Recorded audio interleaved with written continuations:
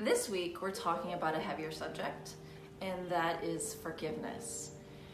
So for a lot of us, forgiveness is really, really challenging, especially when someone has hurt you deeply. It's really, really hard to let go and move forward. I've personally experienced some pain, and it's taken me a really long time to forgive.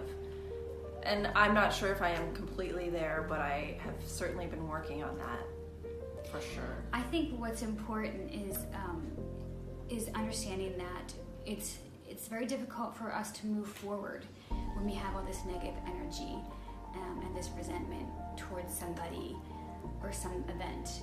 And learning to forgive is, like you said, is a very hard thing to do. But being able to take the steps to do it releases us and allows us to move forward and achieve what we really want in life. And that's our ultimate goal. And I think sometimes we think that, well, if we forgive, then we're letting them off the hook. Or they won. But the truth is, we're forgiving for ourselves so that we're able to heal and move on, and we don't walk through life holding a grudge and being angry and resentful, because that kind of stuff you can bring into another relationship. You bring it into your everyday life at work, and you take it on the people that you love, and if that's the last thing that you want to do. So as hard as it is, if you can acknowledge it and begin to express it. And one thing that I found to be helpful when it comes to forgiving is to actually say it out loud. I forgive you so-and-so and I release you. I forgive you so-and-so and I release you. And sometimes I have to do that over and over again, and to the same person, and weeks at a time. As long as it takes, it's just, to your point, acknowledging it. I think when you acknowledge that and be in that space with it, taking that moment actually starts releasing it automatically. Sitting with that feeling, going, okay, I know this is here, I don't want it anymore.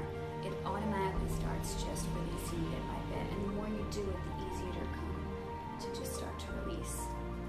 So what we hope for you is that you dig deep and think about any residual pain or anger that just kind of sits with you, and think about releasing it, not for them, but for you.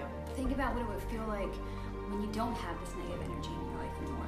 All the space that it opens up for you to have all the things that you do want in your life.